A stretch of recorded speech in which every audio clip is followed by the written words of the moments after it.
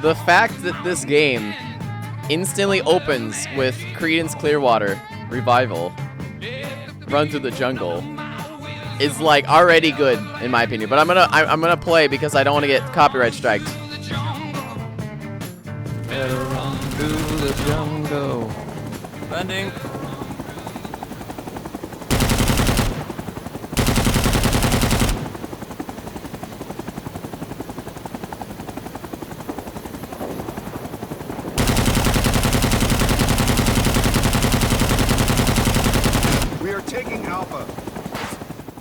Hey guys, Operator Drewski here, and today we're taking a look at Rising Storm 2 Vietnam.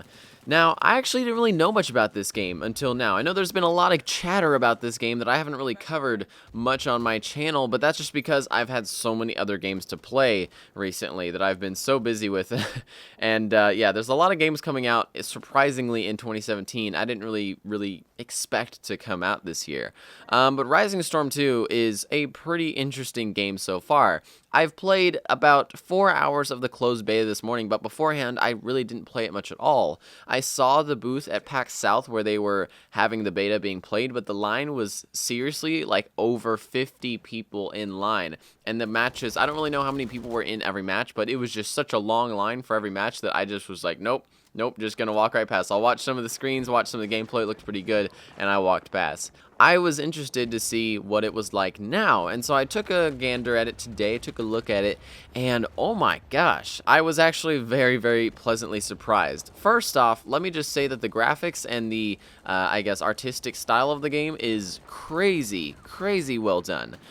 I didn't know this could look this good even on Unreal Engine, and Unreal Engine is really good in terms of graphics, and this game really does show that. I mean, some scenes from this look better than AAA titles like Battlefield 1 or even Star Wars Battlefront. Some of the scenes in this, especially the super thick jungle scenes where there's lots of dynamic shadows and moving trees and such, and the foliage is very thick, it looks amazing. Let me just say that. Like, on the 1440p monitor, oh, is it worth on this game. I was able to run the game over 60 frames per second on max super ultra settings, by the way, with the GTX 1080, so that's really good. If a game has this much crazy stuff happening with 64 players, so much foliage and trees and textures and really high detail graphics going, and it still runs at 60 FPS, that's definitely something to say about the developers' optimization and performance of the game. Putting a lot of work into that definitely shows whenever you're able to play the game like this at 60 FPS.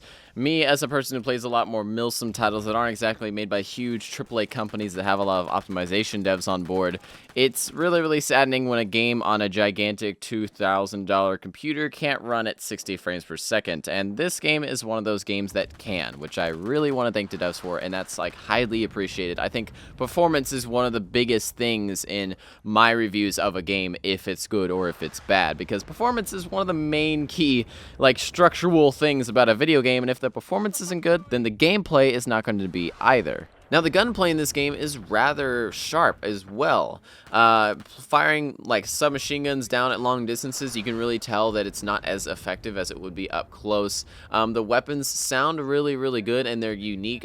By the end of 4 hours of playing the game, I knew what an AK sounded like. I knew what an M16 sounded like. You know, being able to differentiate different weapons in a game is really important, and also the sound design is really good, with one thing I want to note later on. But the sound design is really good because you can actually hear the enemies communicating. I heard an enemy squad leader communicating to his radio man. Immediate fire for effect on my mark. Bravo.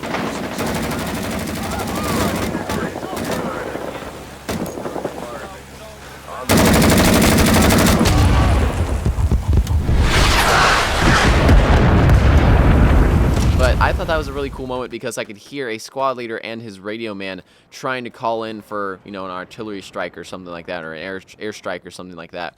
And it was really cool to have that in the game. The sound effects are really good, but I did want to note one thing, is that sometimes the weapons and the explosions are a little bit too quiet, I feel like. Battlefield has done it right in the past few games where I feel like with every game, especially Bad Company 2, the guns were very loud. If you play a game like Squad, you know what I'm talking about, where you have to turn your game up loudly or you're not going to hear footsteps. But when your volume is up that loudly, guns are pretty loud in that game. And when you get suppressed by a good like striker rolling in with a 50 cal on top of it, man, is that game loud. And I think overwhelmingly loud sometimes in a first person shooter, especially when it's like a PC first person shooter where most people are going to be wearing headsets when they're playing the game anyways, is really, really important. And I feel like there should be an audio setting for that. I feel like there wasn't enough dynamic range in the audio of Rising Storm 2 Vietnam, because I would fire a gun and it just wouldn't sound that loud, to be honest. It would sound as loud as your standard airsoft rifle in terms of like volume, but then the actual rifle sound would sound pretty good. It still sounds great. It just is rather quiet. I also like shot an RPG in the distance, and you know, in Squad, which I've been playing recently, so I'm totally spoiled by the amazing sound effects and amazing visual effects of Squad. When you fire a rocket in Squad and it hits an object, boom, you hear this gigantic explosion, and you're totally rocked back. You're like, wow, that was a very powerful rocket. In one of my clips, I'm not sure if I'll be able to find it exactly, but I fire an RPG and it goes in the distance and explodes.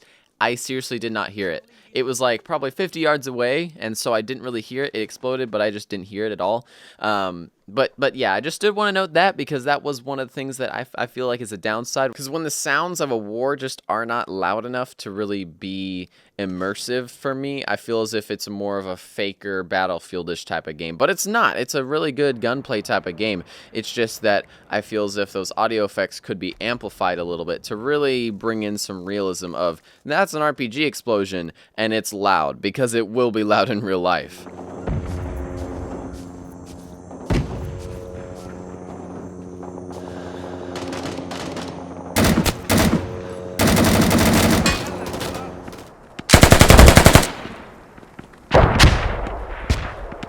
The gunplay and the movement is also pretty solid as well. I did want to note that, is that any surface you walk up to, you can rest your rifle on it, and it automatically rests your rifle, and it shows you a little icon that tells you that your rifle is now rested. You will not have as much weapon sway, and you'll be probably a little bit more accurate with your shots as well. I really did like that. I like the automatic weapon resting, because in real life, if you walk up to a wall, you're probably just going to place your gun on the wall anyways. As long as it's not a window, so you're not like pointing your barrel out the window, you're probably just going to stabilize your gun by putting it on the wall. And so without having to click any like middle click buttons to put down your bipod or anything like that, it's just like if you lay down, if you go up to a wall, if you do anything like that, you're automatically going to either bipod or rest your weapon on a wall to stabilize it, which is really nice. For a game this fast paced, I feel like that's definitely something necessary, and that having to click like, let's say, middle mouse or just any other button to have to remember that button, to have to rest your weapon at any point in time, is really kind of in the way in some games. Also, one thing that's really, really cool about this title is that it has helicopters. It has little birds, it has cobras, it has transport Hueys with gigantic M60s on the sides. Oh my gosh, do these helicopters sound and feel good to fly as well? Like, for a game that is kind of centered around Battlefield-ish type combat, that the actual flight models of the helicopters are semi-realistic, and you can actually turn on an option that makes it even a more advanced flight model. Like, how cool is that? That actual realistic advanced flight models are in a game that is a little bit more on the, not really arcadey side, but just a little bit more of the fast-paced, not super realistic side. My first round I was playing as a US soldier, but my second round I played as Viet Cong, and I definitely feel as if I was doing better as Viet Cong, because I was able to be sneaky beaky and kind of spawn in without having to take a helicopter ride in. I had a terrible team the first round, because they were totally new helicopter pilots. They would go fly above the objective 40 feet up in the air, and then they would just land the helicopter going straight down, which is the slowest way to land a helicopter. And in a war zone, you probably don't want to be slow in a helicopter. So half the people would be killed in our helicopter before we even landed. But I did have some pretty epic moments of disembark and insertions from helicopters that were really, really exciting and loud and explosive. When I was on the Viet Cong side, it was a little bit more quiet. I was trying to use stealth to my advantage to see if I could really take out some guys. And definitely that's a way to play this game. This game does not really easily allow you to see enemies. It doesn't make enemies glow with some artificial lighting above their heads like a game like Battlefield 1. It realistically lights up the enemies to whatever situation they're in. So if they're in a bush, it's going to be hard to see them. If they're in a shadow, it's going to be hard to see them. If you look directly at one, no red name comes above their head or anything. It just gives you a raw feeling of good gameplay. And that's what I like about some games. Some games like Squad, people kind of say, hey, I don't like the fact that I can't see enemies. Well, if you ever have played even airsoft in real life, you would realize that if someone's wearing a basic form of camouflage, even if they're wearing olive drab clothing in a forest, it is nearly impossible to see them unless they're actually moving. Like, movement is everything in real life. And so glowing enemies like we have in Battlefield 4 make it where it's totally artificial gameplay. So if you see somebody, you really, really easily see somebody. While in a game like this, somebody can easily hide in a bush and you can walk right by them and not even know. And the camouflage, even though it's like olive drab clothing for most of the units here, camouflage is realistic in this game. There's no artificial lighting above people's heads, just kind of making them very easy to see or anything. It's all about your eyes and how well you're really scanning your environment. I also wanted to mention that there's actually character customization in a rather military realistic shooter, which is quite interesting. We haven't had this in a long time. Like, Battlefield got rid of it after Battlefield 3, basically, because in Battlefield 4, if you're farther than 10 feet away from somebody, they're just going to be a gray and white character instead of whatever camouflage they're wearing. But in this game, it's actually quite noticeable. I was actually noticing the differences in uniforms that certain units and certain characters were wearing in-game. Some would have a different type of camouflage on their pants. Some would have a different type of hat, like a boonie hat instead of a helmet, or a helmet with like bullets strapped around it or something like that. You can have a lot of different character customization options. There's like different glasses you could wear or different faces you can have.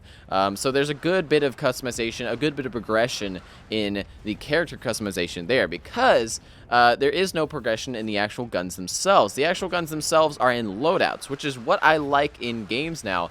If you played Squad, or if you played certain game modes of any like milsim game, there's some game modes that have it where there can only be certain numbers of certain positions in a squad. So let's say in Battlefield 1, you're playing a match and there's just snipers on the other team. Every single person on the other team is a sniper. Well, some games want to go a little bit more realistic than that. So what they do is that per squad, you can have, let's say, 1 or maybe 2 marksmen. But the game really is trying to limit you of those positions, because in real life, you very rarely see those type of positions, and they honestly aren't that useful in just average everyday combat. So the Rifleman, just the standard guy with an AK-47 in his hand with maybe a secondary pistol and a hand grenade, is basically what your standard trooper, your standard soldier is going to be. There's also secondarily like machine gunners, there's radio men, things like that are really important for the game mode and for keeping your squad alive, that are really nice to play as well, and they all have different guns and different kind of abilities for every single person. So I like that as well, where there's like a kind of a limited amount of positions in a squad of a certain, like, let's say, specification, like marksmen or rocketeers and stuff like that. There can't be a ton of those guys, because for, let's say, a helicopter flying into the objective, if the entire enemy was made up of people with RPGs, that'd be quite tough for the Huey to try to survive in that area. But yeah, overall, I was very pleasantly surprised with Rising Storm Vietnam, and I am going to play it when it comes out for sure. This is the closed beta, and I definitely encountered some bugs, I will note that, but hopefully those bugs are fixed soon before the final game releases, and I think that this game might just be worth it. So hopefully you guys enjoyed the video, and I will see you in the next one.